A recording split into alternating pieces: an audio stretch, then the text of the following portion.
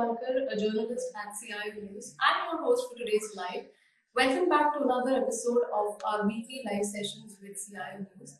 I'm delighted to welcome our one of the leaders from the tech ecosystem, Mr. Rahul Mergu. He is the Vice President of IT at Markets and Markets, driving digital transformation through cloud infrastructure adoption. He's also played a key role in achieving ISO certification, ensuring high data security standards, specializing in AWS and Azure solutions, on-premises data centers, and he also excels in IT security and operational support. Mr. Mergu, thank you so much for agreeing to do this with us, and thank you so much for being a part of this live. Thank you, Simran, for having me here, and thanks for the introduction. It's a great introduction as well.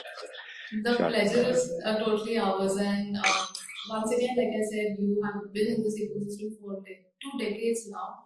If you could just take our viewers through your journey and share a bit about your role at Markets and Markets, about what's involved and how you're navigating this role.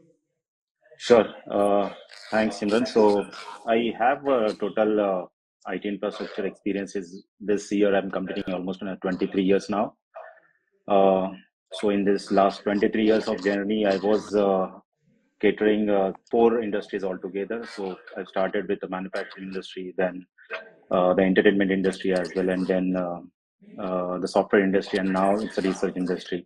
So last almost 11 years, I'm in markets and markets. I'm working as a IT. I've started here as an IT manager, and now I'm taking care of entire IT infrastructure as a VP IT over here. So during this last 10 years, we have implemented lots of digital transformation projects, and all moreover, I can say that 95%, 95 to 100% of the succeed of we got in that succeed as well. And this is again recent journey is something I started with security as well, and looking after IT security as well. That's also going well. So this is the small brief of last 23 years of experience. Thank you so much, and wonderful. Like, I mean, your journey looks very dynamic. But because you said cybersecurity, I do have a question for you. How do Yeah. you foresee the evolution of data security and cyber as well in the next 5 years, especially now that we have trends like AI and machine learning? Could you help us with that? There's the very question oftenly asking the people by when last 2 years we are in listening about the AI ML, and it's throughout the journey of throughout any of the events, any of the conferences, we are just hearing about the lot of about the AI. But best practice is that if you talk about the next 5 years, the cloud security, I can say, will likely evolve significantly and driven by AI ML. For example, I can give the intelligent threat detection. If you talk about most probably AIML will use it in advanced real-time anomaly detection as well, then identifying potential threats faster and with the favor of false positive to analyze the pattern across the cloud environments. So this is the things. And again, if we talk about the cloud platform that will offer more sophisticated automated responses to threats, and again that's again with comparatively BCP-DR, this will be the this will play a pivot role during this in AI/ML journey as well. So this is I can answer it for the next 5 years for this. Thank you so much for answering that. But along the same lines, any key recommendations that you would like to give out, especially when it comes to high operational standards in organizations, and especially the ones who are looking to constantly evolving in the tech landscape. Uh, Definitely, I've as I earlier mentioned, the BCP-DR in IT operations, whenever whichever field in whichever industry for IT operations takes place. First of all, I started this in my life, like in my professional life. I was more focused on the BCP-DR and backup part of it. So first priority was that whenever I get any projects, first I will prepare the backup plan for that. or any projects or any assignments or any application or any website I would load. So I would have ready with my backup plan of it. So my BCP and DR should be always ready. So that is my first takeaway.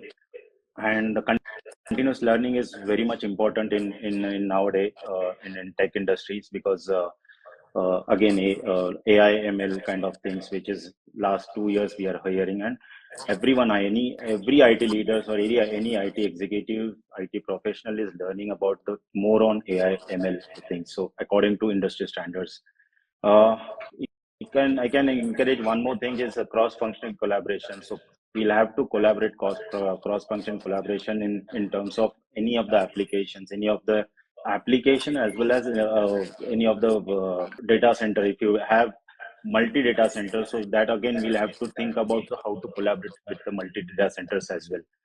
So this is I'm focused on the operational standards. Very well said, and thank you so much for being so elaborative, Rahul.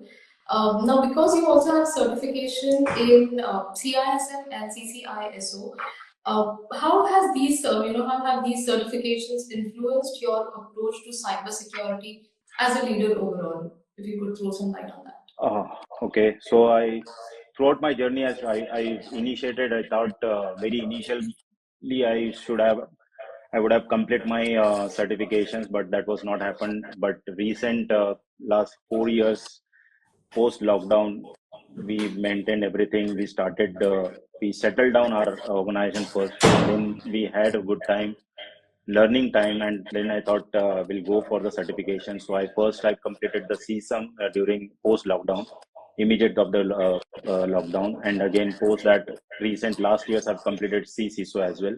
That was long pending. Again in my the next setup is the CISSP. So this CSUM and CCSO certification helped me to focus aligning the cybersecurity with business goals, managing risk effectively, and creating strong policies for resiliences. So it will this was teach me to balance both technical security as well as the leadership strategies as well. So with this help, we completed our ISO, we completed our GDPR. So this is definitely CSAM and CCSO helped me a lot in this last 4 years of journey, I can say. The latter part of my in the markets. Fantastic. So, are these some of the certifications that you strongly recommend, and any skills that you recommend, especially for those who want to make their mark in the tech space? There are a lot of, I can divide into a two or three parts of it. First of all, one is a technical skill. So any IT professional they should have focused on the technical skills on proficiency in network, either or operating systems, and the cloud security or threat detection tools. So this is the first technical focus part of it. Then later on, if we talk about the certification, there are n number of certifications is available in private sectors as well. Um, but initially, we can start any new professional can start with the foundational certification like CompTIA is also providing good certification, CompTIA Security Plus. So that is again good certification for the beginners.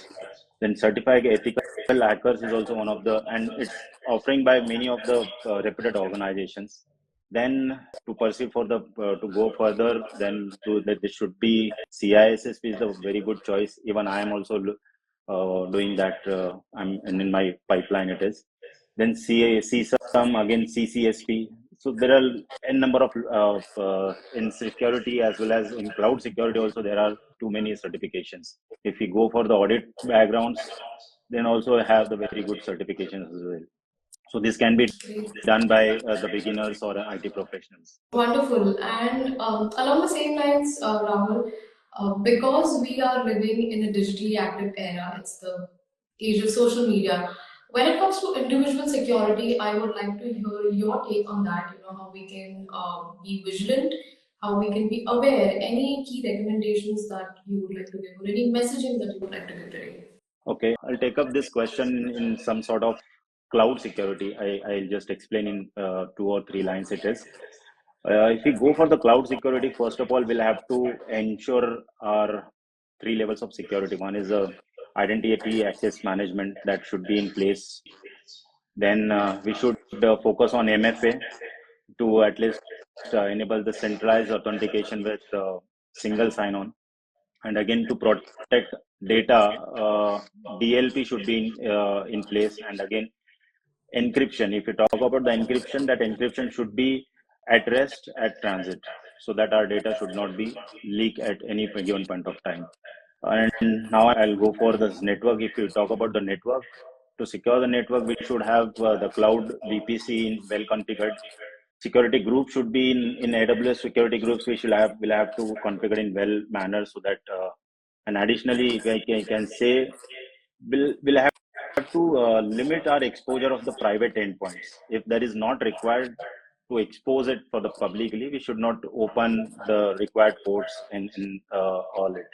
So that will help us a lot. Other than this, I can say the continuous monitoring is very much important in this security point of view, so that whatever notifications we are getting, we'll have to act on it on immediate basis. Then only we can survive our instances, survive our entire in servers data on cloud. These are the 4 points I can recommend to everyone. Thank you once again, Rahul, for being so comprehensive about this, and thank you so much for shedding light on some of the important aspects when it comes to cloud security and cyber security overall.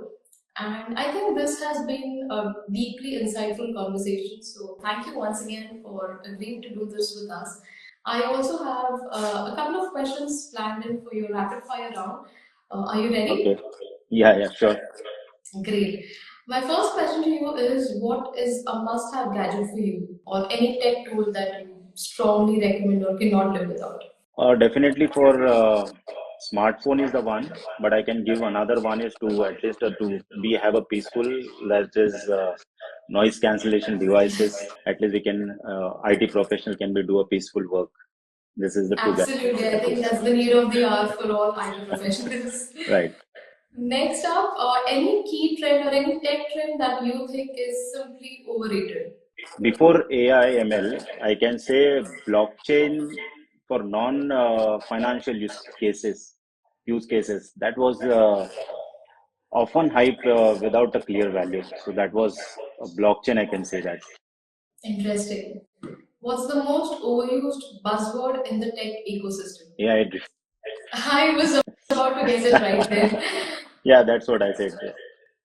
Great. And next up, how do you like to unwind on the weekends? Any favorite hobbies or activities?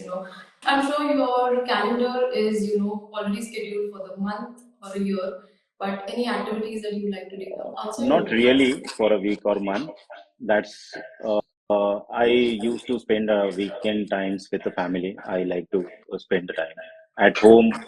I'm satisfied. At roaming, also satisfied. Okay, great. Last one, what's an app that you cannot live without? That is a to-do list. We'll have to follow the to-do list. We'll have to. I just now you asked for the calendar weekly or monthly for the personal use, but again, we should have the weekly, monthly calendar for the professional use as well. Awesome. Now, this is not a planned question, but because you said to-do list, I have one more rapid fire question for you because you said you Okay. have to mention it on your to-do list. Any personal assistant that you like, or any favorite personal assistant, virtual of course. We have Siri, Uh, Alexa, and any other. right now, I've switched from Android to iOS, so I have a personal assistant. Siri is the one. I think I can agree with that for multiple reasons. But thank you once again, Rahul, for being very insightful and very kind enough to agree and doing this with us. I hope to connect with you once again and having more such conversations. Thank you Sure. once again. Thank you, Simran. Thank you for having me. This. It's a wonderful Thank you. session. Thank you. Thank you as well. And with that, we will be concluding this session.